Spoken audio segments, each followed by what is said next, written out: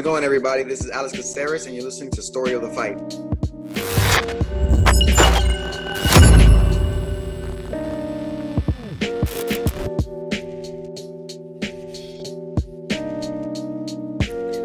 Hey, everybody.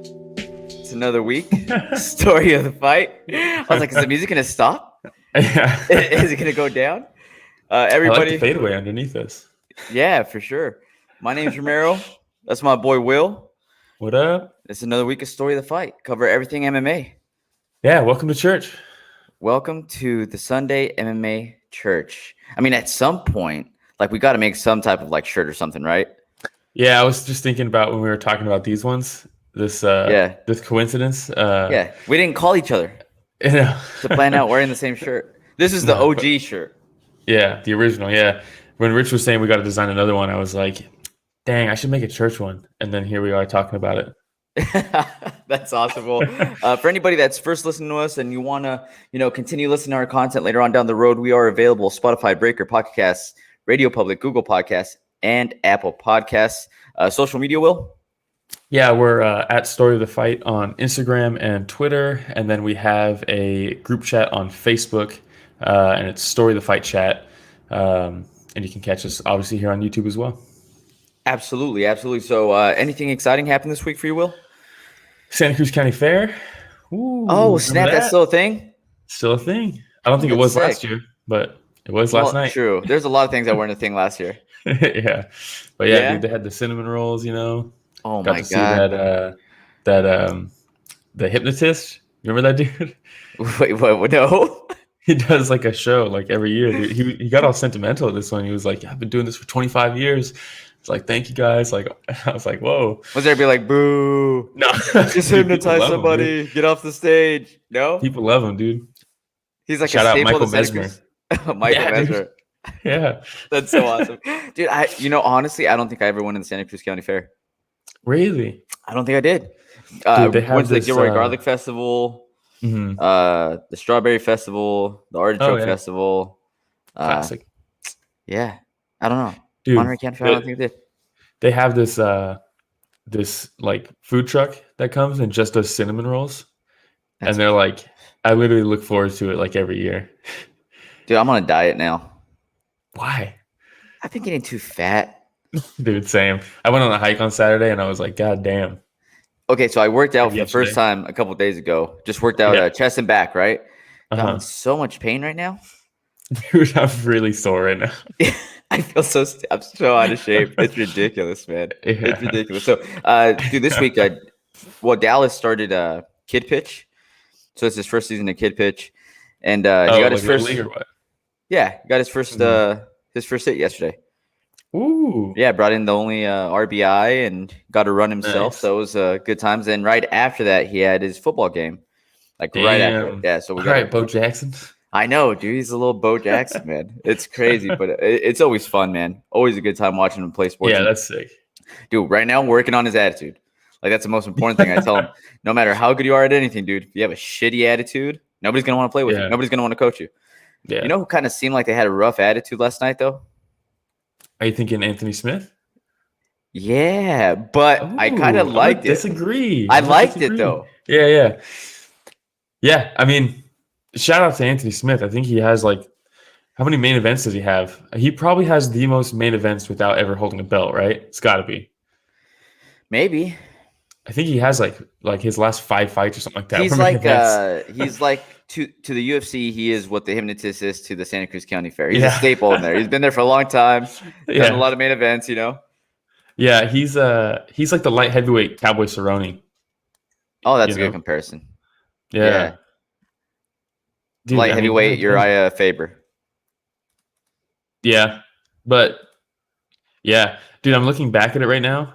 Yeah. So going back to 2018, July of 2018, he's only been in main events. Wow. That's pretty impressive, man. 9 main events in a row now for Anthony Smith. Good for him.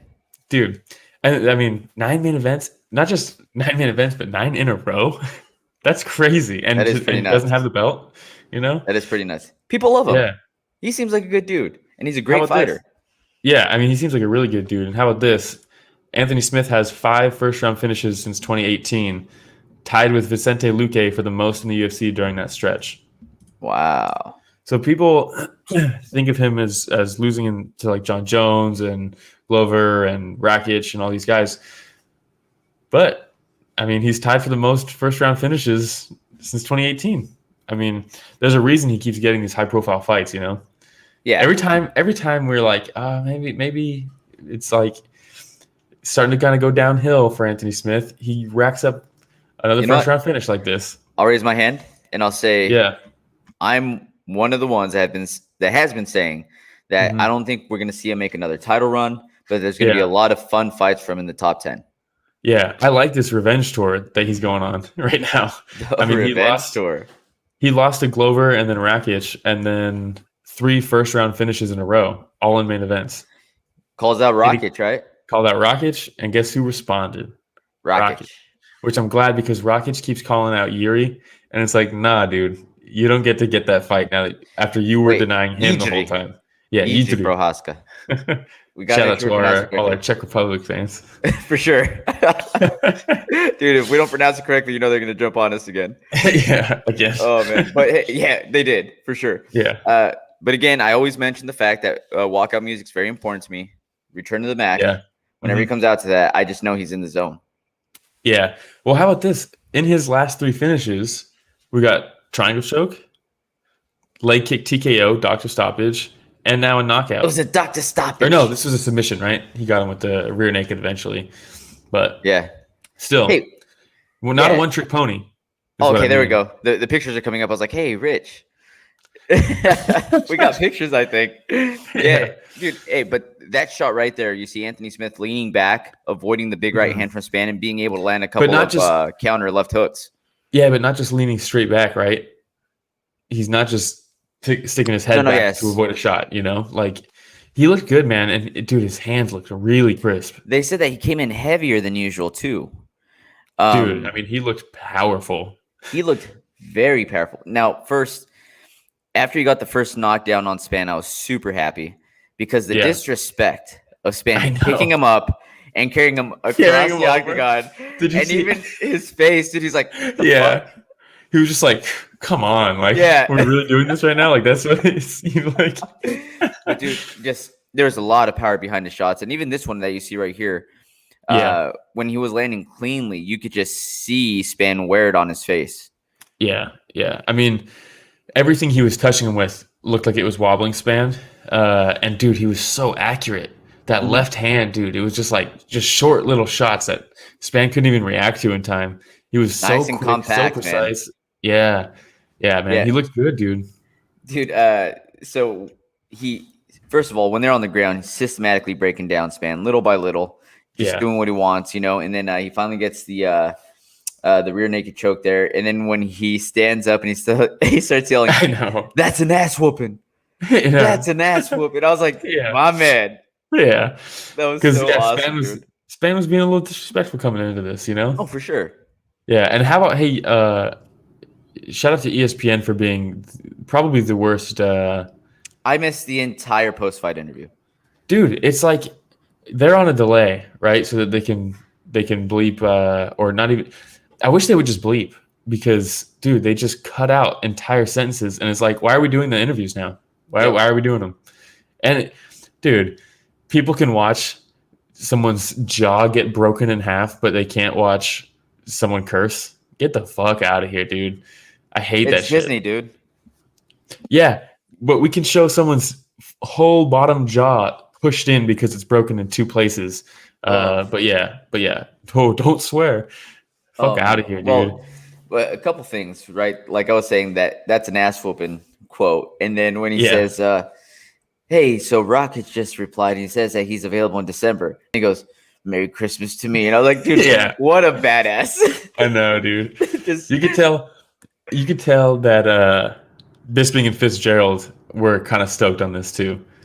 Because, I mean, Smith is one of the guys like at the analyst crew, you know? So, like, they're part of the production together, you know? Like, dude, also, Fitzgerald, I'm so happy he keeps getting his shot at being the play-by-play because god damn is he good, dude. He's really good. You know what? Dude. And I wasn't minding the pair.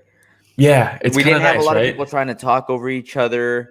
They were able to Less flow off of each conversation. other really well. They focused so much more on what was going on in the fight. Yeah, you know, they and did a fantastic it was really job. good. Yeah, they did a fantastic job last In night. my opinion, I think the perfect solution for commentary is Take really out Dominic Cruz. Yeah. Well, definitely that. But Fitzgerald and Bisping together, I think they're hilarious together. And Bisping he's got an analyst eye, just one, right? But him and Fitzgerald bounce off each other well. Fitzgerald is an actual play-by-play commentator. I wish they could have Felder just there for the post-fight interviews and not have it be in the commentary. And I like Felder as a commentator too. But like you said, I kind of think it's a two-man job. The three maybe when it's like a crazy big superstar fight night, but I think most of the time it should probably just be two people. I wouldn't mind listening to Felder and Fitzgerald just to see how they do by themselves as a pair. Yeah, but I liked it, man. I liked it. They like I said, they flowed very well off of each other. So taking a look at and also shout out for Ryan Spann showing the respect at the end and Anthony Smith accepting it, and showing it back. That was awesome. I mean, you could tell, at first they're wanting to get in each other's face, but then you see Spann calm down and he's like, look, I'm good. You know what I mean? Yeah, just let me fucking shake his hand. He was trying to tell him, I'm just going to shake his hand. The best, so at the end, where you have Anthony Smith and Ryan Spann, they finally let them meet up with each other. You see Spann go up, say whatever he was going to say, like you said, Smith accepting it. And you see Herb Dean, off to the side in the middle of both of them going, just looking left and right, okay, we're good. We're going to have to step in here. It's good job, guys. Good job. He pats him I approve. Herb Dean approved. So take a look at the top 10. Anthony Smith was already ranked 6th. Where Ryan Spann was ranked 11th. He said, I deserve to fight people in the top 10, people ahead of me. I mean, I don't think he should be fighting a Johnny Walker. Ozdemir, he got knocked out by Johnny Walker, right? Did he? I believe so. I believe he dropped Walker 2 years ago. Something like that. He dropped Walker, and then Walker had a comeback knockout as Spann was coming in. I feel like that happened. Okay. But I mean, ahead of him, you have Dom Reyes, Thiago Santos, Alexander Rakic, which again, verbally agreed, but we know how that goes. Rakic might just be saying that. Rakic knows now that he needs to fight because Yijiri's not going to take it because he's next in for the title fight, and he knows he cannot sit out. Otherwise, someone will pass him up. Like Yijiri did. So, and I think he said that too. Anthony Smith said that. He said, hey, he's got to fight or I'm going to pass him up. I should fight somebody ahead of him then. Yeah, exactly. That's the fight to make. 100% that's the fight to make. I don't know, man. I don't know what's next for Ryan Spann. Yeah, I don't know. I mean, has he fought Paul Craig yet? I was literally just thinking that. They were supposed to fight once, and they got canceled. That's probably what you do. Does Paul Craig have a fight? He was scheduled to fight somebody, right? Yeah, you have Misha Serkinov, Jim Crew. Oh, he was supposed to fight Gustafsson, but that's what got canceled. Oh, that's right. So, maybe you do Ryan Spann, Paul Craig. Hey, that's UFC still giving Gustafsson some top 15 fighters, huh? Yeah, I mean, until he he retired, right? And then said he was going to come back. And retired, came back, fought at heavyweight. Yeah. Right. And then was like, I'm going to go back to light heavyweight. And fight got canceled. So I don't know. We'll see what happens with him. But Paul Craig, Ryan Spann. The Mauler. Yes. Yeah. All right. But fun fight, man. Yeah. How many times are people going to shit on cards and only have them? I mean, this card was fantastic. I think I told you that the main card was awesome, right? Yeah. I mean, top to bottom, it was exciting. There was a couple fights that weren't the most rewatchable, but I enjoyed every fight that I watched on this card. There was a lot of fights on last night. I think it was a 14 fight card, right? Yeah, just in the UFC. And so, let's not talk about Bellator. My day was packed and Ryzen. So I started working at 7 a.m. Left work at 9:30 so that I can go watch Dallas's games. Got back to work as soon as the games were over and was there until 8 last night. So my day was gone, man. I think I texted you and George as soon as I got home. I was like, hey, the fight's still on? And then it was right when the main event was starting. I didn't know that you were in the middle of being hypnotized. Yeah. And sure enough, like as soon as I turned the TV on, we have Smith walking out. So Nice. I had to go back and watch as many fights as I could. But dude, I was exhausted. Yeah. Exhausted. Yeah, that sounds heavy. All right. Before that, we had Cutelaba versus Clark. Ugh. God damn, what a fight. Dude, Cutelaba did not like Clark's intro. You know, when he's being introduced and he walks over, he blows him a kiss. And I was like, oh, Cutelaba looks so pissed right now. I know. He's so pissed off. He's an angry guy. Yeah, he might have some anger issues. But you know, he's such a character. Anymore. He's such a character. He doesn't have cardio issues anymore. He looked great all 3 rounds. Dude, now, the other thing I noticed with Cutelaba is that he seems so much more patient in picking his shots right away to start off. Because he tends to be a little wild in the beginning sometimes. It gets him into some wild exchanges right away. But man, he just came out looking a lot more poised, composed, I guess you could say. Yeah. Composed, yes. And dude, once he got Clark down, some nasty ground and pound, man. Dude, and fuck, dude, the toughness from Devin Clark. Holy shit. Yeah, I mean, dude, and fuck, man, with his dad in his corner screaming, just like trying to get him hyped and like trying to get him to fuck, man, what a sport. So you were talking earlier about somebody's jaw being broken in a couple different places.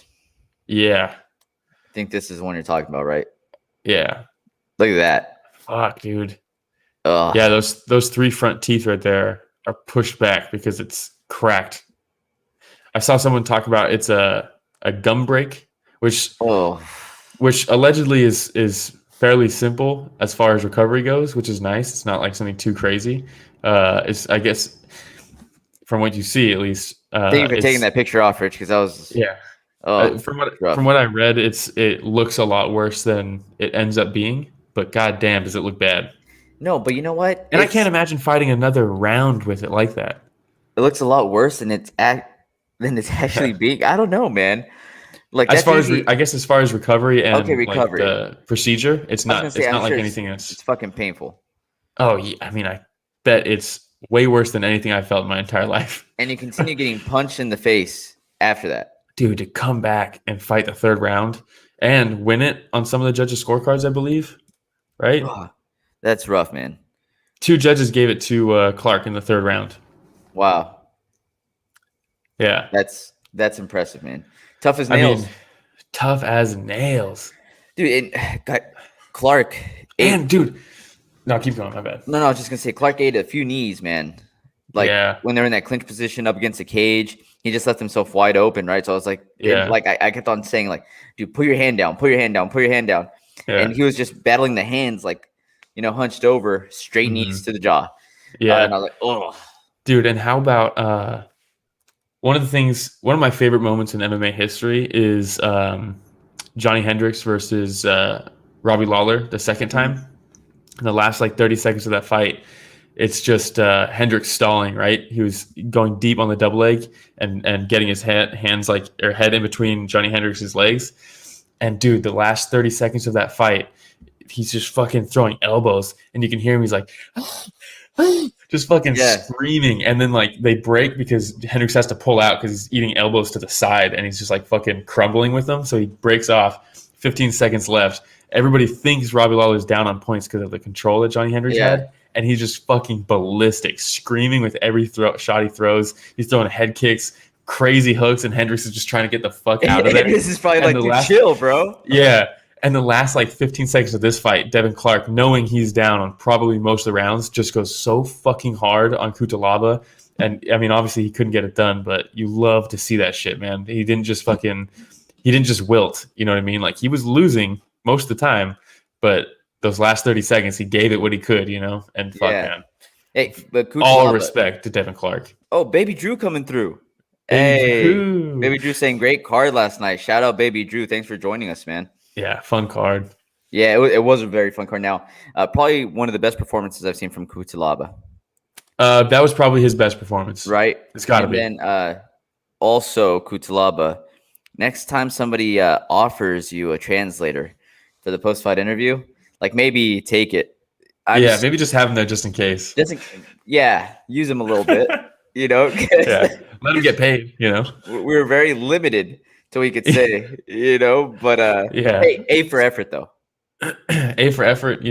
After a performance like that, his best performance of his career is probably like, you know what? Fuck you, translator. I'm feeling this. I'm in the zone right now. And then 3 seconds into answering, he's like, man. It's like, what was the? But yeah, fun fight. I like. Back-to-back light heavyweight fights is fun. It is. Just light heavyweight's one of those like historic weight classes for the UFC. Like Forrest Griffin, Chuck Liddell, like all those guys. Light heavyweight is light heavyweight, middleweight. I just love those weight classes, man. Yeah, same. It's like such a perfect combination of like movement and power, and probably add a weight class in between them, maybe, but that's for another time, I guess. Yeah. That's for another episode, maybe when there's no fights. We'll cover that. Exactly. All right. Before that, we had Lipski versus Bom. Muito bom, by the way, it means very good in Portuguese. Good. But I don't think that's muito bom. Well, this was the Lipski that everyone was looking for, right? When she started in the UFC. Yep. Goddamn. Absolutely. Goddamn. And people shit on her. I think people will find a way to shit on her just because of the fact that she's pretty, right? People will always try to discredit her and say that that's all she is, right? Not an actual fighter. We see that all the time with female fighters. People shit on that Antonina fight. Dude, I don't care what anybody says. Rewatch that fight. She was winning on the stand-up, and she looked damn good until Antonina took her down and like showed a new level to Antonina's game on the ground. Mm-hmm. I haven't lost any stock in Lipski, in my opinion. She obviously needs to work on her takedown defense, right, and her ability to get up off of her back. But her striking is good, dude. It's good. So there's Will. What's your favorite strikes to watch? Body shots. So I put down Will's body shots. There's some nice body shots, right? Your boy she had like 40 body shots or something like that. Your boy here loves punches and bunches. Yeah. And dude, she had some beautiful combinations, man. Yeah. The high kick to the right hand. Ooh. Yeah. Awesome, man. And when she had muito bom up against the cage, and she ripped a 3-punch combo, right? I think it was like left hook, body, and then like right hook or something like that. And you could just hear the impact. Yeah. Dude, just so clean, man. I love watching Lipski fight. Yeah, dude. Let's just keep giving her strikers, right? It's fun. Yeah, I'm here to be entertained, am I not? Dude, but I'm surprised that Bom survived. The knockdown in the third round looked like it was a little bit of I'm kind of done here, but she's too tough to fully go into that. I think she didn't get dropped. You know what I mean? Like she went down on her own. I think it was a flash KO. Like I don't know how much it was. I think I don't want to be second here. Round was a flash KO. And how much of it was like her getting punched? Are you talking about the one that was like a right straight to her cheek? It was the one. I think it was an overhand right. It caught her as she was fading away, and she kind of just like went down. Yes, that one where because you could see her. She got clocked, and I feel like she kind of didn't know where she was at for a few seconds, and then she was like, "Oh wait, I'm in the middle of a fight." Yeah, dude, it was beautiful striking by Lipski, though. Yeah, fantastic. And Bohm's just so tough for sticking through that fight. What was the scorecards on that one? It was not good, right? I don't know. I didn't even look at the scorecards. 10-9s all across the board. Get the fuck 30-27, 30-27, 30-27 all the way across. Out of here. All right. Well, I was a new 10-8 in that fight. Whatever. Yeah, whatever, dude. Hey, somebody that you're Derek Clearly and Adelaide Bird. That's why. Oh, Adelaide Bird. Yeah. I'm surprised Adelaide Bird didn't give it to Bom. I know. Not enough money on the line. It was a close fight. Hey, somebody that you've been high on though, Tsarukyan versus Giagos. Dude, his last name sounds like a Street Fighter move. He's been like hey, Richard Casual would appreciate that. Yeah, Tsarukyan. He's just he's like he's so fucking complete. Like he is. Remember when Rory McDonald was becoming like a big name kind of, and everyone was like, he's just a new breed. He didn't train wrestling and then learn how to box. He didn't train kickboxing and then learn jiu-jitsu. He grew up learning MMA. Yeah. That's what Tsarukyan reminds me of. I don't know if that's I don't know if that's his background, but regardless, that's what it seems like. Because dude, he puts it all together. I mean, sure. I mean, his loss to Islam Makhachev, I mean, go back and watch that fight, because that fight is going to happen again, and I'm pretty sure it's going to be for the belt. That fight will happen again, and it was fucking damn good the first time. So, I mean, dude, you sound like Dirty Mike and the boys. It will happen again. It will happen again. So you can first coming in minus 800, biggest favorite of the card coming in. Makes sense, and for good reason. Dude is only 24 years old. I know, man. He's younger than me. 24 years old. That is nuts, man. Yeah. And dude, just super explosive. Everything he does. Dude, he's like what's crazy is he's obviously so talented, but he doesn't like get sloppy at all. He doesn't get comfortable with how good he is. If that makes sense. Like, he's still so sharp in everything he does, whether it's his footwork, his head movement. When he's throwing, he's exiting correctly. He's not staying there. He's not taking pictures, right? A lot of the times, guys who are super talented, they'll throw some flashy combo, it'll land, and they'll still be there, right? Because they're like looking for like the highlight. They're trying to look cool or whatever, right? Like, yeah, I'm fucking that good. No, dude, this guy's here for business. You know, he's just putting it together. Fuck, man, and a finisher. That's what I wanted to say. That's like the mental note that I took in this fight is not everybody's a finisher, right? Like we gave a lot of praise to Ariana Lipski that last fight. I don't know if she's a finisher, right? Probably could have got that fight done. Dustin Poirier, when he recognizes you're hurt, he will put you down. Watch the Gaethje fight. Watch the last two Conor fights. When he hurts you, he puts it on you. And that's Tsarukyan, right? He drops him and just will not let you recover. Once it's there, once he puts you down, you're fucking done, dude. There's no coming back. Who do you put up against Tsarukyan next? Dan Hooker. Oh, I know Hooker's got a fight coming up, but they've been talking a bunch, right? Hooker's seemingly the only person in the top 10 that's willing to fight these guys. Just want to fight anybody. Yeah, exactly. I mean, his management team should probably watch out for him a little more. Yeah, if I'm Tsarukyan, I'm settling. I'm going either Hooker, Tony Ferguson, or all the way to Beneil Dariush. Oh snap, dude! This guy is being held down in the rankings because guys are refusing to fight him. He had to fight down in this because nobody ahead of him is taking fights. And if you look at it, when was his last loss? It was to Makhachev, but how long ago was that? Long time ago. I mean, long fucking time ago. This guy's ranked 14. It was fucking, I mean, it was 4 fights ago now. You know, like, let's get this guy fucking, why is he fighting all these guys below him? Yeah. It's stupid. It's so stupid. The lightweight rankings have been a clusterfuck. They've been a clusterfuck ever since Conor went to boxing to fight Floyd. They have not recovered since then. Thanks a lot, Conor. Thanks a lot, Conor. Get my boy Tsarukyan in the top 5 already. What the fuck? By the way, Conor did have a fight this last week also, which we'll cover later on in this week's news. But anything else on Tsarukyan? No, complete package. I cannot wait to see him fight again. He will fight for the belt, and it probably will be against Makhachev, and I cannot wait to see that rematch. You just mentioned people that try to like look cool, you know, and go for the finish. Somebody that did look pretty cool last night, man. Manus. Yeah, dude. Hell yeah. So Manus versus Gravely, is it? Gravely? Yeah. I think they pronounce it Gravely. But dude, I was watching this and I was like sitting at the edge of my seat. Yeah, dude. Watching these two exchange. Yeah, I was very excited for this one. Dude, when Gravely just folds Manus to finish the first round, just drops. Drops. Hey, can we talk about also this is the first part of how I want to praise Keith Peterson in this card. Fantastic job by Keith Peterson last night.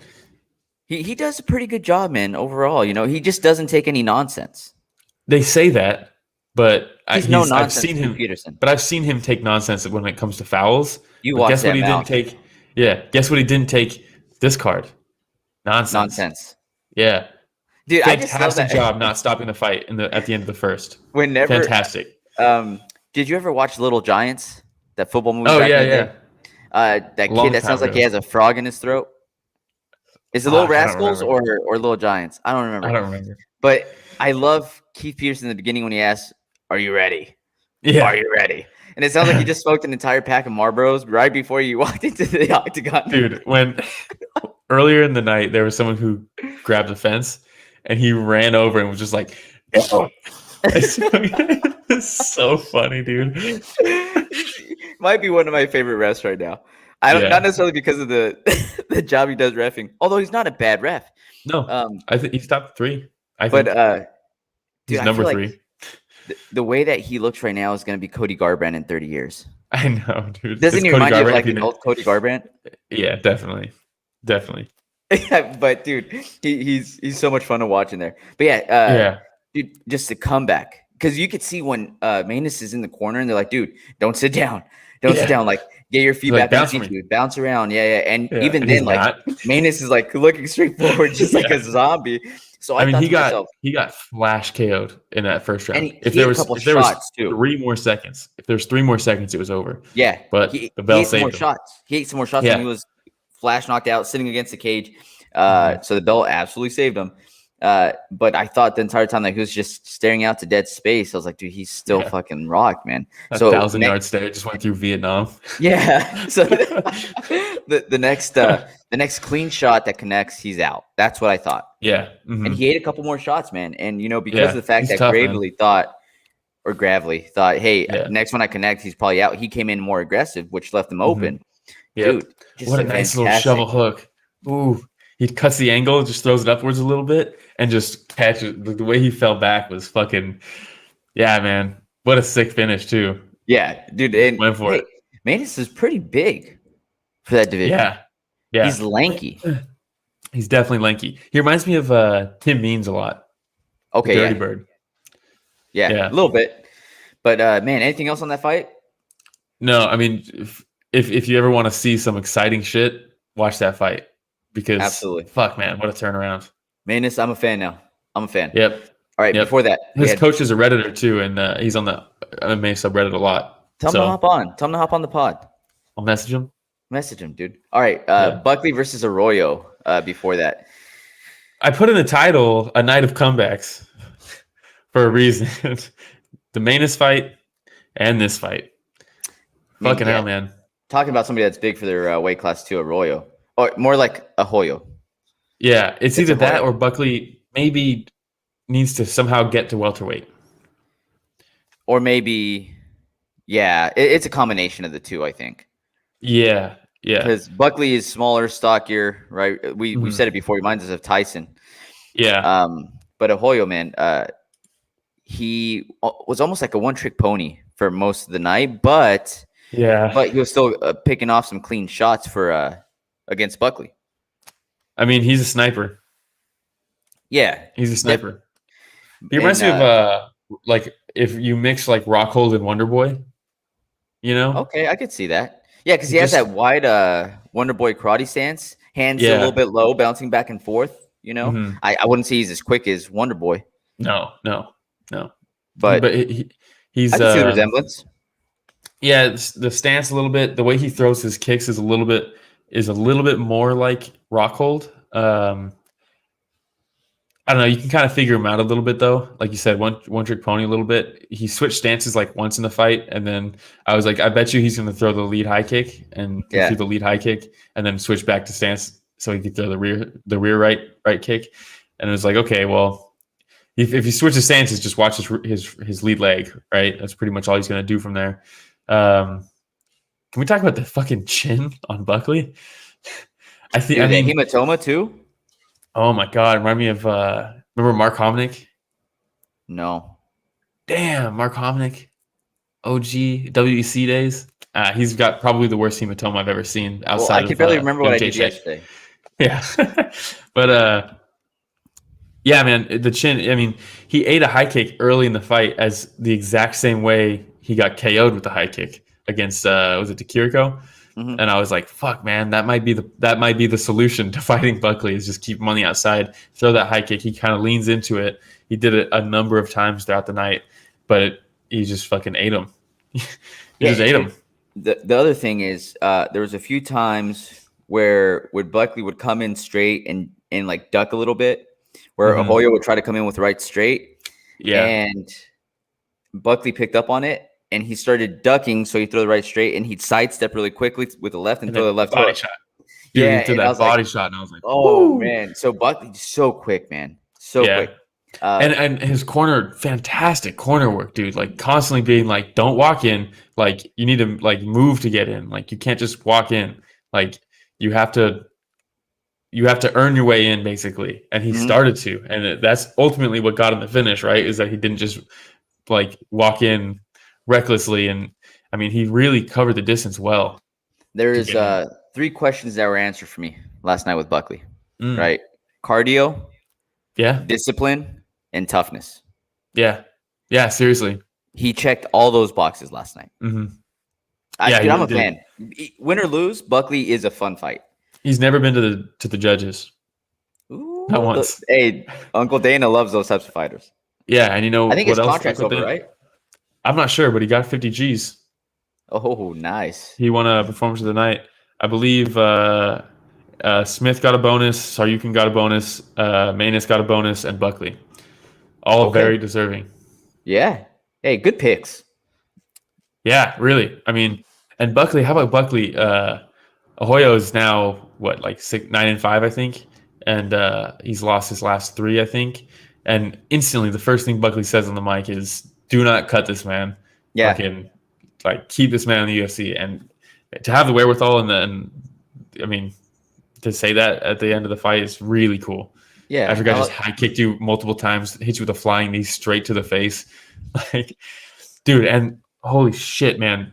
Talk about a finisher. Once he dropped him, he hits him with the overhand right, or it's like a long right hook almost. Uppercut as he's falling. And then the shots, he was still like, he was down, right? But he was still like conscious a little bit. Those follow-up shots, if you watch Ahoyo's legs, on like the second follow-up shot, his legs just go whoosh, just straight. And I was like, fucking hell, man. He just knocked him stiff on the ground. Oh, terrifying. He's a monster, dude. He's a monster. Terrifying. And, dude, Hoyo was on the ground for a while after that, just trying to, you know, did he make it to the official decision? I don't know. I don't think he did. I think he was sitting down for a while, just like bleeding out the nose and like head down, just trying to figure out what the hell happened. Tough night, man. He was on his way to a decision win. Tough night? Well, it depends on who you're talking about, because it wasn't a tough night for a few. Wasn't an easy night for Buckley. No, that's true. He had a fight. He had to earn his way to.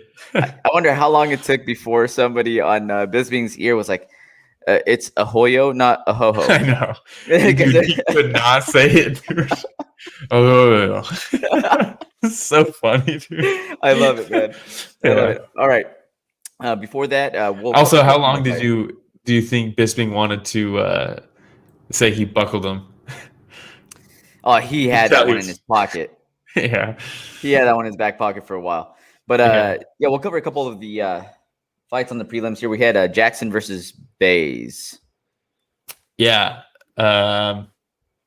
Look at that. Such a cordial handshake there. I know. You know, on that during the weigh-ins. Wow. Yeah. Jackson breaks the record for most knockdowns in a single fight. He had 4, right? In the division. Yeah. 4 knockdowns. And if I told you that, let me just double check, that there weren't any 10-8 rounds in this fight, would you be surprised? Because it was all Jackson. Outside of the first round, all Jackson. I wouldn't be surprised because of the judges. I mean, Jesus Christ, man. What's going to take? Yeah. I mean, no disrespect to Bays, but the second and third rounds were all Jackson. Nothing coming back. Dropped him multiple times. I mean, just couldn't quite finish him. But I mean, Jesus Christ, what do you have to do to get a 10-8 round? One of the funnest first rounds you've seen in a while, though. Dude, it was so interesting, dude. First, the takedown that Baze got, and just the transitions were so fucking cool, dude. What a cool first round. Yeah, dude, Bay's so close to the rear naked choke that first round. Yeah. Jackson got away a little bit with digging his fingers into Bay's gloves to prevent, Bay's actually closing it and clinching it. Yeah, we call that a veteran move. Just so that was actually one of my notes. Fun transitions throughout that first round. It was a blast, man. Even just the takedown was very interesting, and you could see the battle between the two of them was like, and I think that's ultimately was the downfall for Baze was I think he exerted too much trying to impose his will on the ground in that first round, and it worked for him, right, for a while in the first round. But I think ultimately that led to his downfall. I think he went too hard on that, and he just wasn't there, Yeah. Probably gassed out his arms a little bit. The part where he throws two straight lefts like in a row and catches Baze clean on the chin. That was nasty. Oh, it was. He threw back-to-back lefts so fast that Brandon Fitzgerald was like, a 1-2 drops him. No. That was not a 1-2. That was a 2-2. That shit was crazy. He was like so quick. Yeah. Yeah, well, it seemed really quick because he didn't throw the 1-2. Well, usually the 1-2 is quicker, right? Because you can time it where it's just like a ba-ba. But if you have to punch, come back, and then punch again, that's usually slower than a 1-2. But he did it so fast that he thought it was a 1-2. That shit was lightning quick. Just a beautiful performance by Montel Jackson. Yeah, it really was. Anything else on that fight? No, not on that one. Not on that one. All right. We had there was another fight you said you wanted to cover, right? Yeah, Erin Blanchfield versus Sarah Alpar. So this one I did not have time to catch, but please fill me in. Beatdown. I believe it was 30-25 for two judges, 30-26 for the third judge. Oh Lord. It was a beatdown. Erin Blanchfield. It's still a little rough around the edges, I think. But fuck, man. If one thing she's got is cardio. She had a pace that was insane, and Sarah Alpar too much pressure. Way too much pressure. Just couldn't breathe. Just getting smashed. Stand up and on the ground. Just absolutely thrashed. Alpar got some press right when she said that she had to put a GoFundMe up to pay for her camp. Right. Mm-hmm. Jake Paul talked about her and donated money. Right. That was her. Yeah. I believe Triller also donated to Alpar. Yeah. And they got to slow down though, man. They're not going to be in business very much longer with this business model. No, they got to be just draining money. Yeah. Yep. But yeah, I mean, one-sided fight. Erin Blanchfield is someone to look for though. She definitely has some growing to do technique-wise and like just especially defense-wise, I think. But once she gets going, she's a volume fighter, man. And not like a one-trick pony where she's just throwing the same thing over and over. I mean, body shots, straights, hooks, uppercuts, takedowns, nasty ground and pound, really good control. She's good. She's just really young, I think. I don't know how old she is, but she seems really young in the sport. I'll go back and watch that fight. Yeah, it's worth watching. All right. Yeah. Well, that was an honorable mention by Will. Nice job, sir. Yeah. Hey. All right. We had Harris versus Casanggane before this. I picked Casanggane on this fight. I picked Casanggane on this fight. I was still very high on Casanggane after that knockout from Buckley. Mm-hmm. And dude, I mean, I'm still high on him now. I think he's still a young fighter. Talent-wise, he's up there, man. He's got a ton of talent. It's just. But this was all Harris. This fight, all Harris. I don't know, man. It was contested. I think. You think so? Up until the finish, I think so. Casanggane just looked so much smaller, which is crazy because he moved down a weight class. Yeah. I mean, I think also Harris has very unorthodox striking. Super weird style. But dude, I would just like to see Casanggane get himself into less wild exchanges. Yeah, he's willing to trade. Willing to trade. This is the difference between him and Tsarukyan. Tsarukyan is so talented, but he's so composed, and the discipline is there, and he's just very much. This is my game plan. This is what I'm doing. I'm not going to get wild. I'm going to impose my will. Whereas Casanggane is willing to get into it. and that you can't. But he's got the talent. If he just has the discipline and the composure, he can stick to his game plan and really start picking people apart, I think. But he's just too willing to go, And this is why I'm still high on Casanggane, though, because he has the skill set. And I think, again, it's just that experience and being able to know, okay, I got to get myself out of this right now. Don't let me get, in this wild exchange. Because you're in the UFC, man. Like, it might have worked before you were in the UFC, but you like a lot of these folks in the UFC will have the ability to take you out. Yeah. And I think that's unless it's like Ben Askren that you're fighting. Yeah. The good thing for Casanggane is those are things he can learn and change in his game. It's not like, remember when Joe Rogan had the talk with Brendan Schaub and he was like, your footwork, it's just not elite. Like, you're not going to get to that level. You're just not. It's not a mental thing. You're just not. That gap in talent, you're not going to bridge. Whereas Casanggane has that. Brendan Schaub, when he retired him. That was classic. It was classic. One of the best MMA history moments. I think you'd be surprised. It's you think you have answers for someone like Cain Velasquez? I think you'd be surprised. I think you'd be surprised. Dude, Joe Rogan, I love his honesty, bro. I mean, yeah. Hey, but also don't do it where everybody's listening. Like you talk to I'm glad it happened. Dude. I'm glad it happened. Schaub wanted it to be live, But what I mean, I bring that up because Casanggane does have those abilities, I think. Talent-wise and skill-wise, he is there. It's just, I think, staying disciplined, really just keeping your focus while you're in there and not giving in to what the other guy's trying to do. You have to just block that out. You have to do what you need to do. And he has the skill set to do that. So I think these are learning moments, right? Can't really learn much from the Buckley knockout, right? That's just, you got caught with some wild shit. But this one you can really learn from. For sure. All right. Before that, I think the last fight we're going to cover, Whitmire versus Goldie. Hey, Will, look at me right now. Is Goldie all natty? Nah. No chance. He is ripped, man. Yeah, absolutely zero chance. No chance. But a good comeback. This is one of the fights that was probably loser leaves. We'll see. But, man, Whitmire looked good, dude. She looked really good until she got caught. She did. Winning she took her down. Winning stand-up, took her down. Her leg kicks looked really good. Took her down and really was imposing her will, but made a crucial mistake when the armbar came up. Don't stand.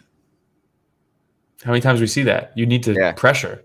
You need to stack, right? Yeah. You can stack when you stand up, but you cannot stand straight up and just hang out there because all that does is allow Goldie to now extend her legs and get more leverage. Yep. The other mistake she made, which would have worked if she didn't stand up and if she just pushed her back and crowded her. She used her own arm to keep it from bending, but once she stood up and she gave the leverage to Goldie, her own arm acted as a fulcrum against the armbar. Exactly. It would have been fine if she stayed composed or not composed. Her other arm was right underneath the joint too, right underneath the elbow, which made it so much worse. I was like, dude, but it wasn't when she put it there. When she put it there, it was stopping it from bending. Extended. Once she stood up, now that there's space, it slipped right under her elbow. And I think all her losses, she's 4-5 now. 3 in a row, 3 submission losses in a row. So all of her losses except for the Roxanne ones are submissions. So I don't know, man. I don't know what's next for her, but I wanted to include this one just because I think it was another comeback on the night. Goldie was losing the whole round until she threw the armbar up. For sure. So, and she said, my coaches kept on telling me to stand up. She's like, but I felt comfortable down there. Yeah. Like I felt and like. How about nobody said anything about it, but did you see her leg? After that, she ate one big leg kick, and for the rest of the fight, holy shit, her thigh looked like she got hit with a baseball bat. It was crazy. And nobody was saying anything about it. And I was like, come on, guys. Look at her leg. Come on, guys. All right, well, I think that was the last fight. Yeah. Did you watch any of the Bellator fights or anything? I watched the Yoel fight. How was that? Yoel's looking 50. He probably is. Yeah, he looked old. I think also Did you hear anything about that fight? Other than the 5 takedowns. Did you hear that when they called the fight, Yoel started yelling because he thought it was a 5-round fight? What? He was yelling that he thought it was a 5-round fight. So maybe he's saying like, yeah, I was conserving the first couple rounds. I gave up those rounds so that I could explode later. I had him right where I wanted him. I was playing possum. Yeah, he expended all his energy already. The championship rounds is where I'm going to explode. Kind of crazy to see. Bellator kind of has the reputation of being a clusterfuck, and it just kind of added to that, right? Their 2 big signings did not really work out for them. How do you not know? I have no idea. Also, Somebody how was it? Also, how was it not a 5-round fight? Yeah. For being honest. Like, what the fuck are you doing, Bellator? Phil Davis versus Yoel Romero in your main event, and it's a 3-round fight? What the fuck? All right, But also, for sure, know how many rounds you're fighting. How does that slip through the cracks? That's what I'm saying, dude. Somebody dropped the ball, like, really bad. Yeah, it's crazy. I've never seen that before. I've never seen that before. Moment of silence? Moment of silence. The worst one for me was, and probably the only one I'll bring up, but Jim Miller versus Nicholas Mata. I'm a Jim Miller fan, you know. I think he tested positive, and they had to cancel it like a week ago. But test positive for steroids? No. See, Will, you did the same thing that you don't like the media to do. You did it. Damn it, Will. I know. But yeah, he got COVID. I don't know if Lyme disease, that's a pre-existing condition, how much that'll affect the COVID battle. Hopefully nothing too crazy for Jim Miller. He's all right, man. Yeah. I mean, it's been a week now, so I feel like we would have heard something if it was particularly bad case, but true. I would have liked to see Jim Miller fight. Got scrappy. There you go. Yeah. That was pretty much like all the moment of silence, right? There was a few fights that got canceled, but nothing too crazy. Yeah. All right. Well, I think Rich has some news for us. Ooh. Yeah, I decided to come on. I wanted to save you guys from Ramiro always having to read the news. Now he can react to the news instead of just reading it and having Will talk all the time. Well, I appreciate it. Lighten the load a little bit, you know. But let me just get things sorted out here. Here comes the first one. And Ramiro already alluded to it earlier. We had a fight out of the octagon. You always say locked in the cage. He's not in the cage. What's going to happen this time? Connor showed up on MTV. He's always on the cage. He's always in the cage, dude, no matter what. Yeah. Here we go. He's always in the cage. All right, so shout out to, who is this? MMA Junkie? Yeah. Yeah. So, Will, I know this happened like earlier in the week. Yeah. Right. But still, since our last recording. This is awesome. I mean, what a shit show. I mean, who punched? Machine Gun Kelly?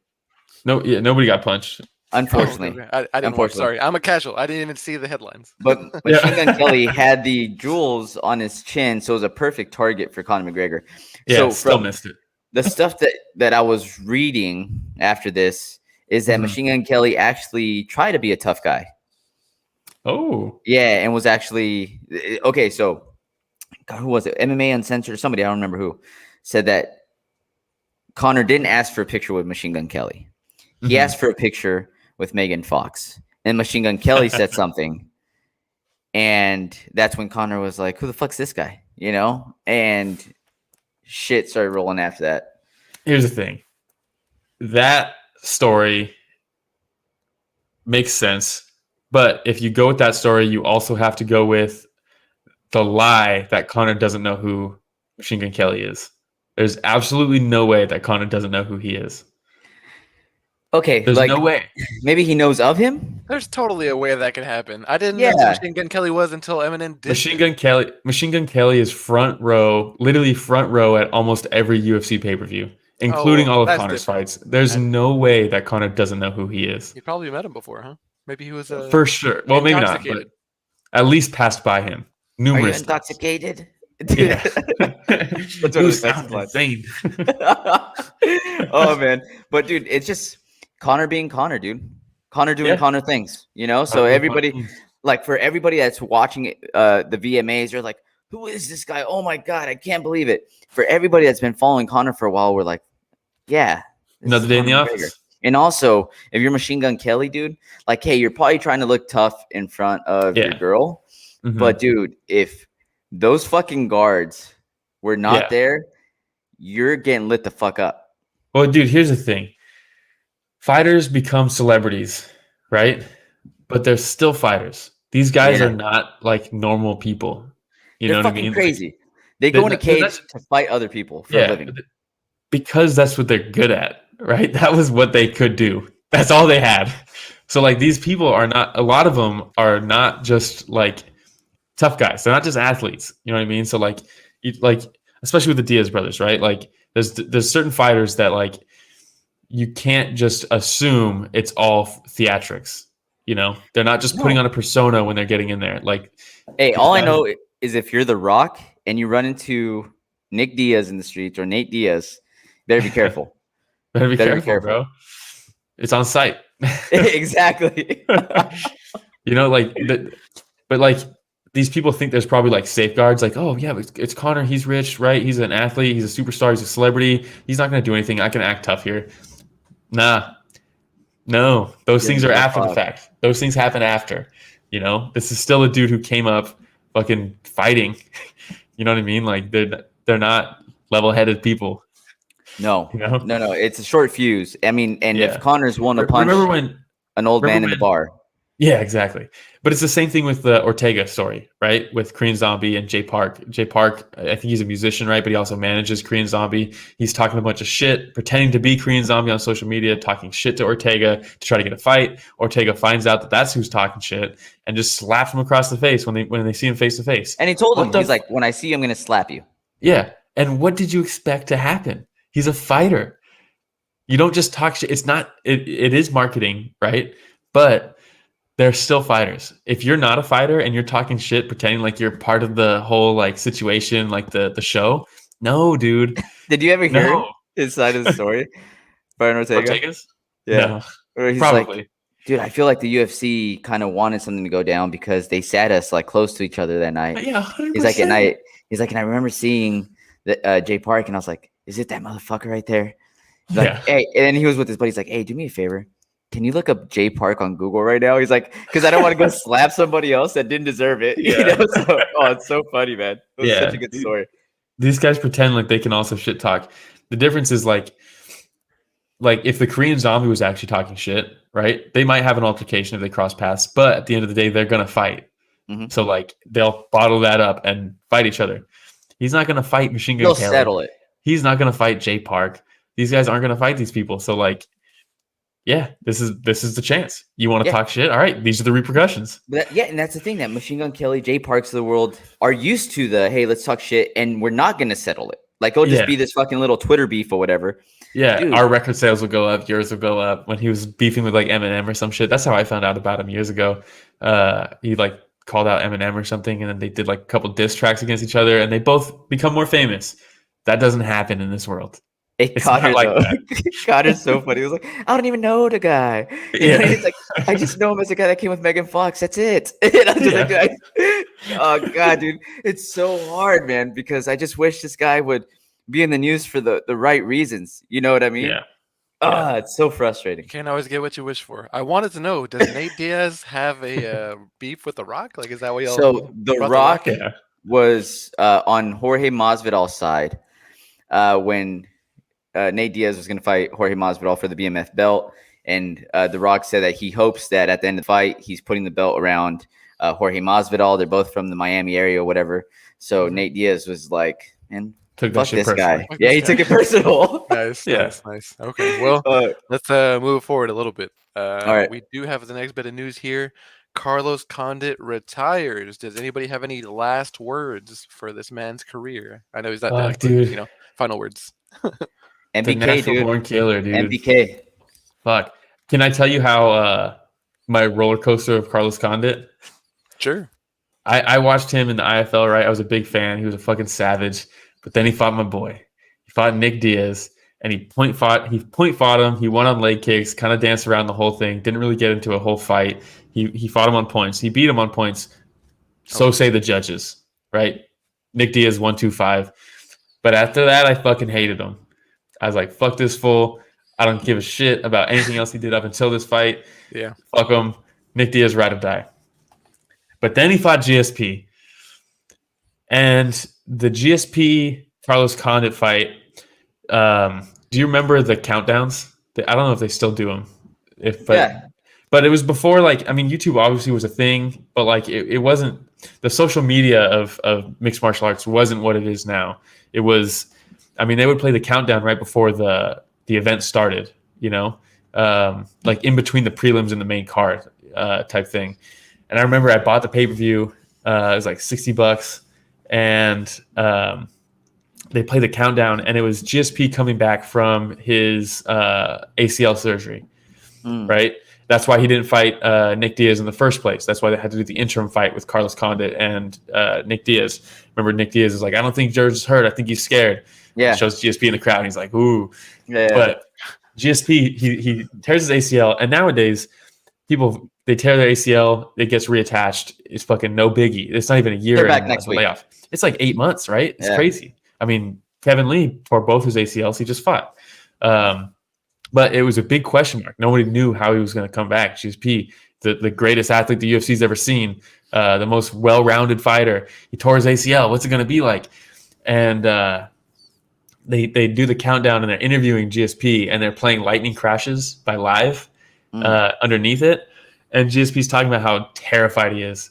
He's like, I'm so scared. Like, this is the biggest. I don't know how it's going to. I don't know what it's going to happen. Like, I'm terrified. I'm always scared when I go in there, but I'm terrified now. And as soon as the music drops and it starts playing the chorus, it shows him hitting pads and shit. And then it goes to the bridge. It's like a crazy editing, right? And then it goes to the bridge of the song, and it's like it's slowing down, but then it just cuts to fucking Carlos Condit up in the mountains of Albuquerque in the snow hitting pads.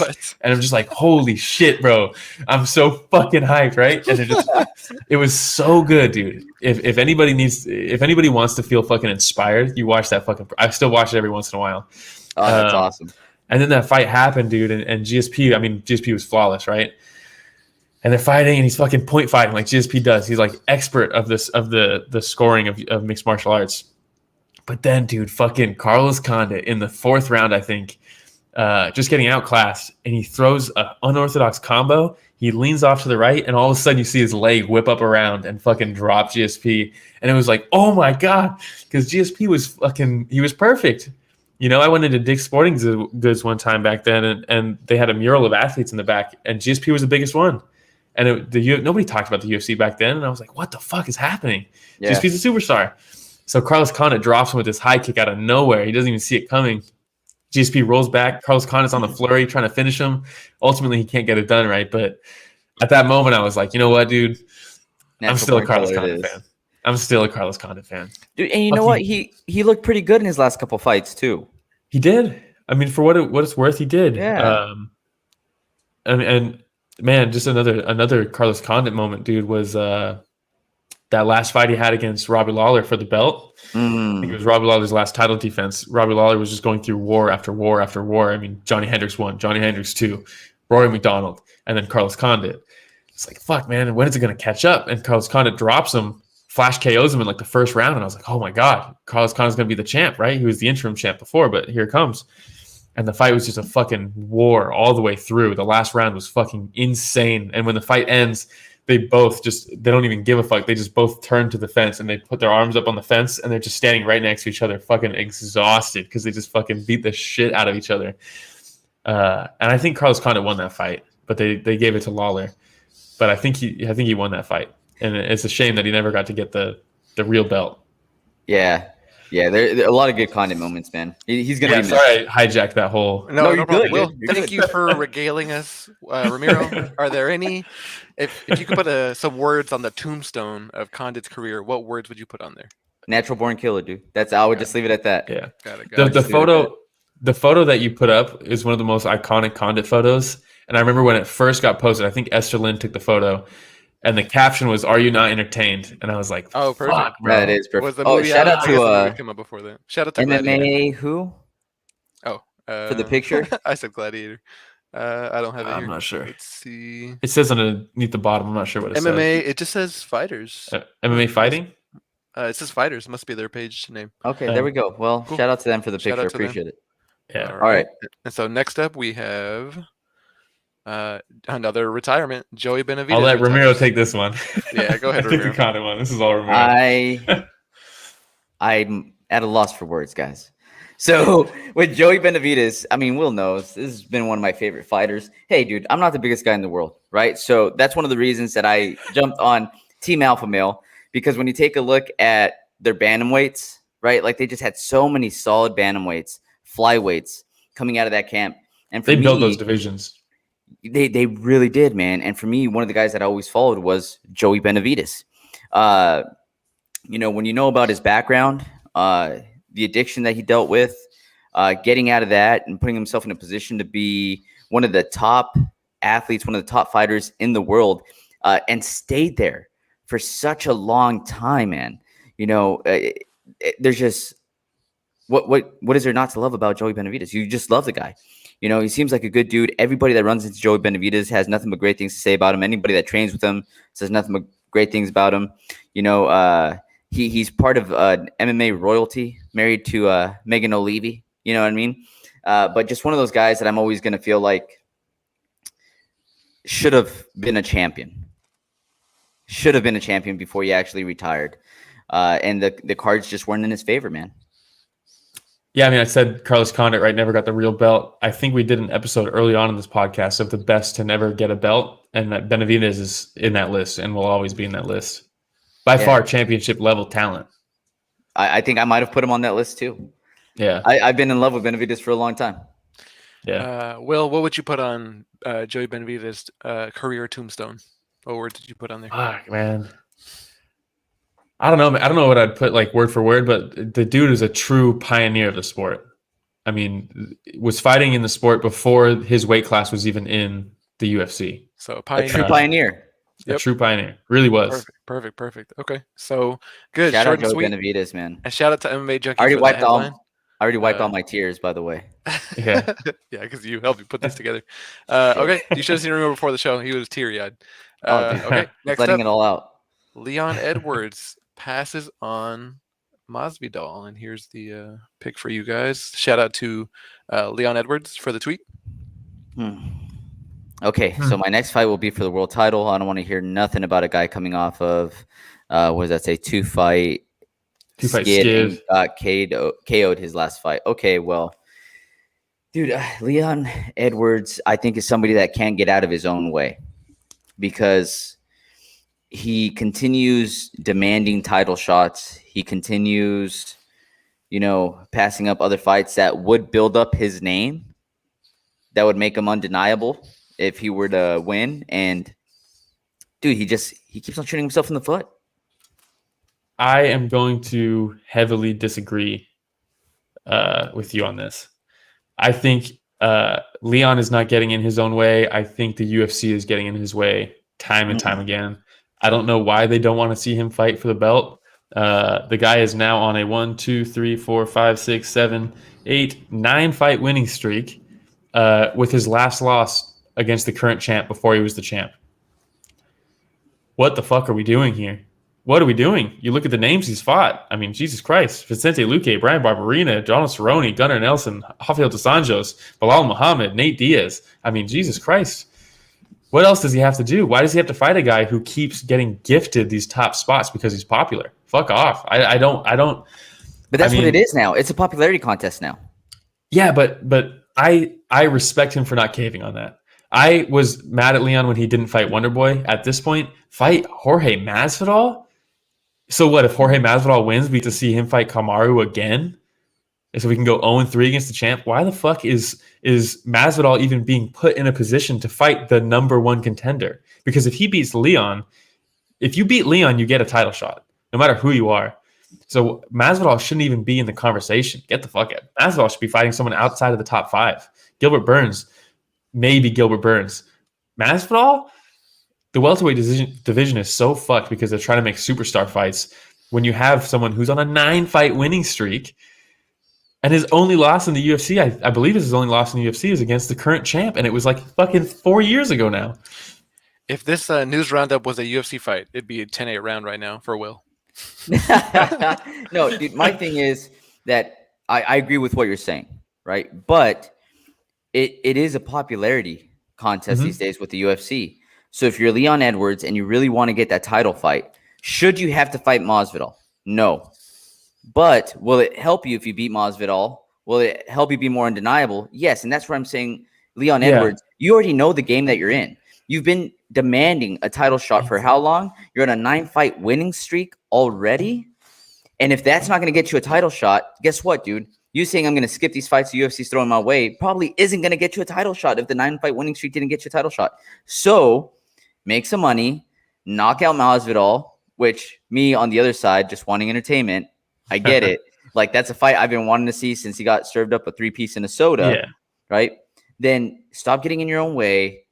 Just get that fight out of the way. Knock out Masvidal. Because you know what? Honestly, Leon Edwards, I believe, is head and shoulders above Masvidal.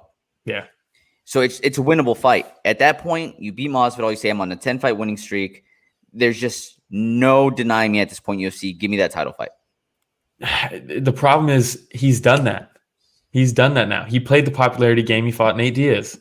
He fought the most popular guy on the roster outside of Conor. You know what I mean? He played that game. He took a chance, fought a guy who, I'm the biggest Nate Diaz fan here, did not deserve to fight Leon, but he played the popularity game. He beat him. He outclassed him. Yeah, he got hurt. Oh, he got hurt. So now Nate wins the fight in everybody's eyes. I'm a huge Nate fan, but he played the popularity game and he still doesn't get the title fight. So how many times is he going to play the popularity game and risk getting knocked out and then lose his big streak and now have to fight, 9 more times before he fights for a belt? The thing is that the game already. UFC doesn't want him to get a title shot. It's great. So I'm okay with Leon at this point doing this because at a certain point, you have to put it in the UFC's court. I mean, because he's earned my respect. He's the number one contender by far, right? At a certain point, respect yourself enough to say, fuck you. I'm not going to let you guys use me like you use Cowboy Cerrone, like you use Anthony Smith, like you use all these guys. I'm not going to be that guy. It's not my fault that I don't have one of the 2 top promoters or management teams in the UFC that control all the fighters and have some kind of dirt on fucking Dana so that they can get their guys title fights after they fight somebody who just lost to fucking Jake Paul. Get the fuck out of here. The welterweight division is such a shit show. Leon deserves a fucking title fight. If I'm Leon, I'm saying fuck you, UFC. I respect myself more than to just be used by you guys and get paid shit money to risk getting knocked out. So then you can tell the whole world, yeah, he's not championship material. He got knocked out by Masvidal. Fuck that, dude. Ooh, wait. It's a knockout, Will. You got it. All right. Wait, ding, ding, time ding. out. Oh, Time out. okay. The 2 people you just mentioned getting used by the UFC, I don't want to be like them, right? Cowboy Cerrone and Anthony Smith. Did both of those guys get title shots? Yeah, they did eventually. But so if you're Leon Edwards, dude, sometimes you got to be able to play the game to get what you're asking for. He did, though, and it didn't do anything. He took a fight against Nate Diaz for no reason now? The Bilal Muhammad fight was supposed to be the number 1 contender fight. He was outclassing him until the eye poke, right? They call the fight. Yes. So now he's like, all right, cool. The number 1 contender fight didn't work out for me. I'll take the popularity fight. I'll beat Nate Diaz for 24 minutes, and then I'll be undeniable. And it didn't happen. Fuck out of here at this point. See, but that's the thing. I think we're confusing with how it should be and how it is. Because how it should be, somebody needs to take that stand. And if it doesn't work out for be the guy that the UFC makes turn around and be like, you know what? No, but at least he's fucking. I mean, in my opinion, it's commendable, and I respect him for it. And it takes a lot of balls to do that because I don't think it works out for anybody who does that. But nobody ever does it at this point. I haven't seen it in a long time. It hasn't worked out in the past, but at a certain point, dude, respect yourself enough, and I respect him for doing it. To be honest, well, props to Edwards, for definitely standing up for himself. But also don't want to hear any complaints later on when he says, "I never got my title shot." I will. I'll still dude, look at Tony Ferguson. I think it was the same exact thing, a 9-fight win streak, and look at him now. Never even got the belt. Stripped of the interim belt because there's certain guys that for whatever reason the UFC just absolutely does not respect, and I don't understand why. Because man, it's the guys like this where they have to. It's like pulling teeth sometimes for them to pick a fights that the UFC wants to put together. No, dude, 9 in a row. Tony Ferguson, 9 in a row. I'll fight anybody. 9 in a row. Never got it. In all fairness, they tried to give him a shot against Khabib. They did try to give him his title shot multiple times, and as soon as he's the one that pulls out, they strip him of the interim belt. Fuck no, dude. Tony was the uncrowned champ while Conor was out. Yeah, Tony should have had the belt, but he got his title shot. Did he? They gave him a title shot. Now, yeah, they were really quick to rebook that one, huh? But the fact that Tony like tore his knee, or that Khabib, had to pull out, whatever, like it's not on the UFC. They booked the title shot. No. They stripped him so that they could get Conor in there fighting for a belt. That's what happened. Well, also let's make money. They did. You know what I mean? Yeah, I know, but fuck, dude, you have the. I don't know. I'm not. WME. Let's ride this wave of anger right into the next headline, and you've actually got a little bit of a preview in this one because we're bringing up Jorge Masvidal once again. Jake Paul is requesting more UFC fighters in his next bout of boxing. Shout out to MMA Fighting on this quote. Anderson's out. Jake, I want your star talent. You're in their prime strikers, so I can exploit their lack of boxing ability. So let's do this. Me, Jake Paul, versus Jorge Masvidal, and Amanda Serrano versus Amanda Nunes. If we win, you let any of your fighters fight me going forward. If we lose, I leave you and your exploitative business alone. Dana. What do you guys think of this? This is by the way, great job reading that headline. Yes. Dramatic reenactment. I think this is the position that Machine Gun Kelly thought he was in, to be able to just like talk a bunch of shit and have no repercussions. Jake knows he can talk all this shit and none of it come to reality, so he looks better, right? Hey, but also if it does come to fruition, he's willing to try to back it up. No. If Dana White says, hey, fine, here's Jorge Masvidal, you don't think he would take that fight? No. Because this is what happens. Every time Jake Paul he calls out probably like 5 or 6 people right before he decides on the fight. And look at the list of people he calls out, and then look who he ends up fighting. And look who raises their hand and is willing, and look who he picks. He's picked... He always does this. He calls out everybody, all the scary guys. They all say, oh, yeah, I'll fuck you up. No problem.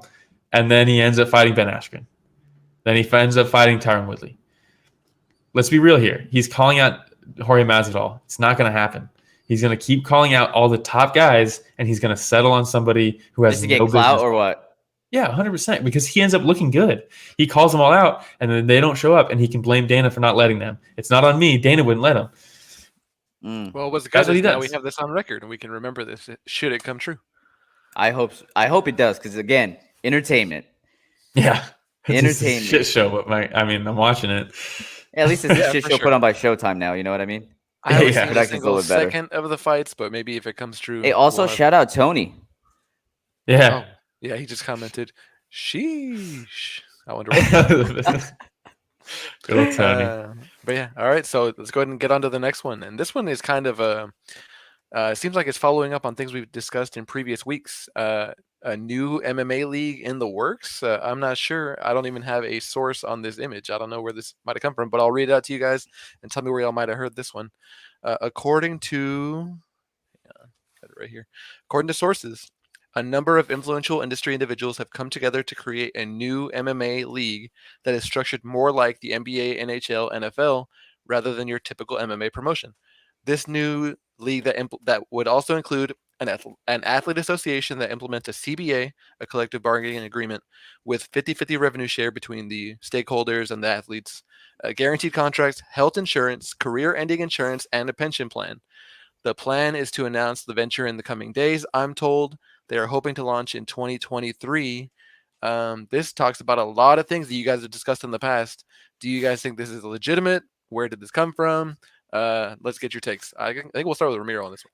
Well, I think GSP is one of the influential figures that's trying to get involved in this as well, which I don't know what that does for him. I believe he's still under contract with the UFC, but again, I don't know the contracts. I haven't seen him, so I don't know if it's, hey, you can do anything you want as long as it's not a fight type of contract, or I don't know. But dude, it sounds fantastic for the fighters to be able to have a fighter pension, for for the fighters to be able to have more of a revenue split. It sounds good. Now, do I think it's going to happen? Probably not. Did you see all the rest of the details that came out about it? No. What is it? Oh, I sent it to you and George. So it's the what is it? The WFL is what they're calling it, right? Because what else is left at this point? GSP is it just going like to World be, Fighting League or something? Yeah. GSP is going to be a team owner. That's what his role in it is.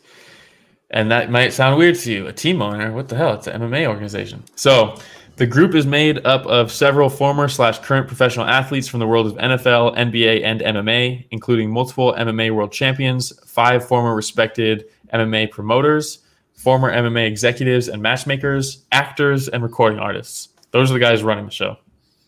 According to sources, WFL has been in the works since 2020. The nonprofit was established on May 3rd, 2021, the day I turned 25. The league will consist of 4 conferences, right? So think in baseball, right? It's the AL East, the AL West, AL Central, right?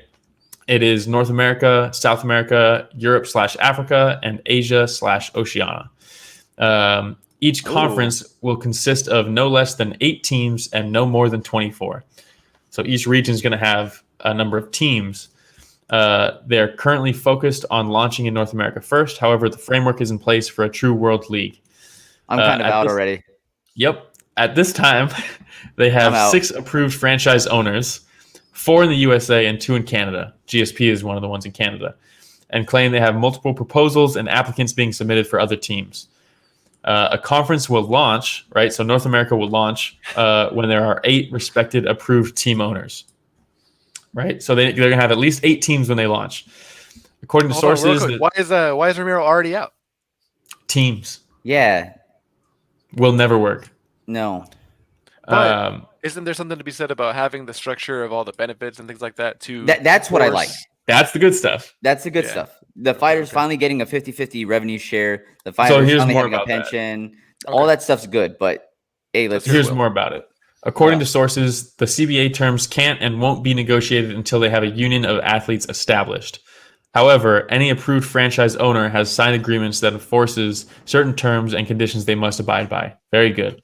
Some of these provisions are put in place, so they will not be able to take more than 50% of revenue share. Additionally, per sources, they must provide specific levels of health insurance, career-ending insurance, and a pension plan for their athletes. When the union is established, the plan is for athletes and owners to finalize negotiations and agreements. Sounds good. The hope is that more info, including a perhaps more, or most importantly, the players involved in this venture, will be revealed in the coming days/weeks. The plan, I'm told, is to launch the league in 2023.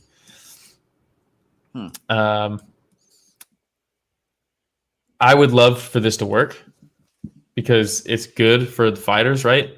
50-50 revenue share, pension plan, right? When you retire, that kind of stuff, benefits for that. Very good. It will never work with teams. And I'll tell you the number one reason why. First off, the number one reason is that fans of the sport, part of what makes the UFC the best is, at least they used to, and most of the time, you will get to see the number one fighter fight the number one fighter in their weight class.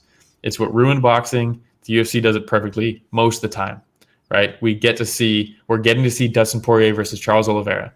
That's the best lightweight versus the best lightweight. We get to find out who's the best. Imagine if they both were on the same team and they never fought each other. And we knew they were the 2 best, and we will never get that question answered of who is better because they're always fighting other people. They're never going to fight each other. Number one problem, right? The fans will never get to know that question. Number two problem, maybe even bigger, arguably, right? If the fans aren't there, the sport dies. That's why I put the other one at number 1.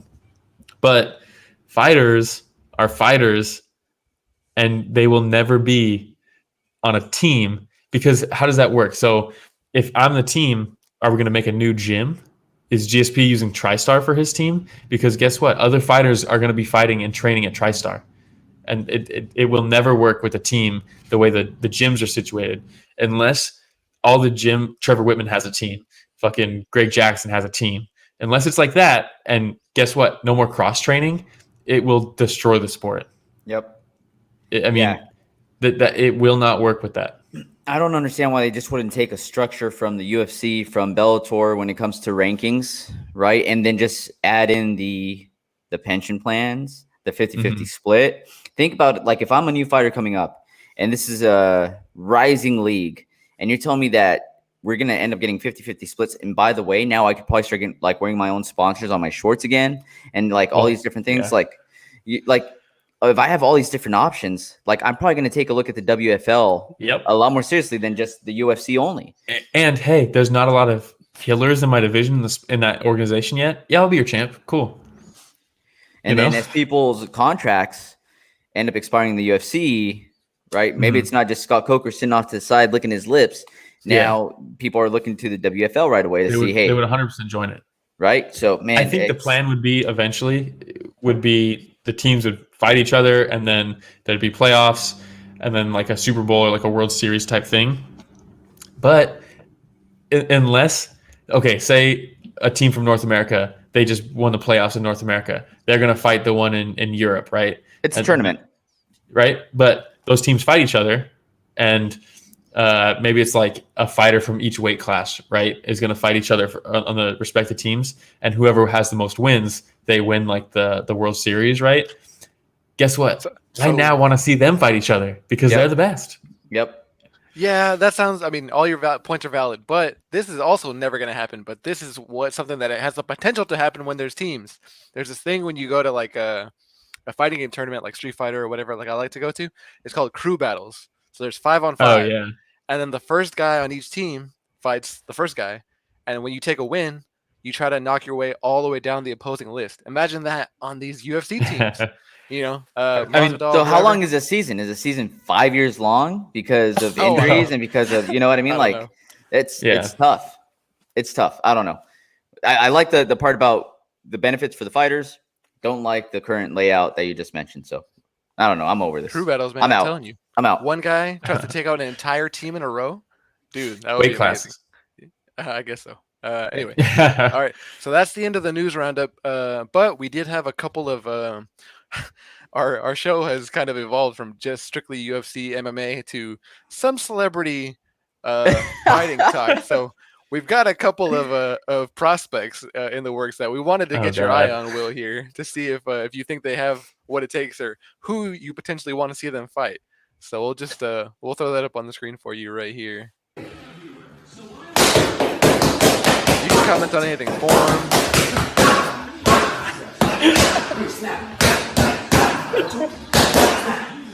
We got the Scorpion. Drake. Training. Putting some punches and bunches here on his Instagram, I think. Okay, so we talked earlier about fighters wanting to be celebrities. There's also celebrities that want to be fighters.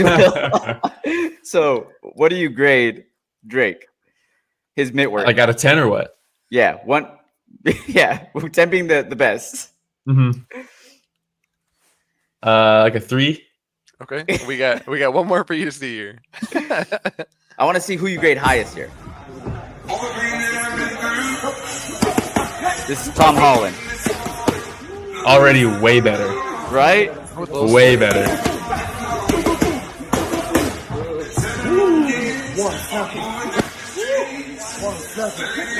Dude, he looks pretty good.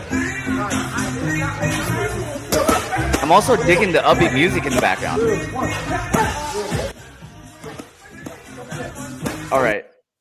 Perfect. Much better. The problem with that video, though, is, and it's a problem with a lot of mitt-work videos, Drake's was a better recorded video, but you can't see his feet. And that's like the biggest thing that I look for when I watch someone watch mitts or fight or hit mitts, because everybody looks like a champ. Well, I guess not Drake, but if you have like basic fighting skills, you look like a champ on the mitts. So Drake is just trying to run down and become a renaissance man. He's everywhere. He was on the Kentucky basketball shooting warm-up team years ago. So yeah, I'm not sure who was holding the mitts for him, but he's doing Drake a disservice there. The guy holding mitts for Tom Holland was much better. Hey, I like Tom Holland's movement though. I just wish I could see his feet because everything from the waist up looked pretty damn good. Right. It's just, I don't know what his footwork looks like. Between the two, you take Spider-Man over Certified Lover Boy. Yeah. I mean, he would fuck him up based off those two videos. Come on. It wouldn't even be close. I mean, clearly he's like way smaller than him, but like it wouldn't even matter. That's awesome. Well, I think that was it for the news.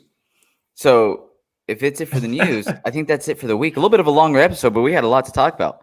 Yeah, we did. Yeah, if you like any of our content, don't forget to like, subscribe, right? You can listen to us on, Spotify, Breaker, Pocket Cast, Radio Public, Google Podcasts, and Apple Podcasts. Yep. Catch us at Story of the Fight on Instagram and Twitter, Story of the Fight Chat on Facebook, obviously here on YouTube. Yeah, check it out. And Go back and watch our interviews. Shout out Baby Drew for joining us today, Tony for joining us today. Appreciate it. That's all I got this week. Will? That's it. All right, everybody. Thanks for listening to another week of Story of the Fight.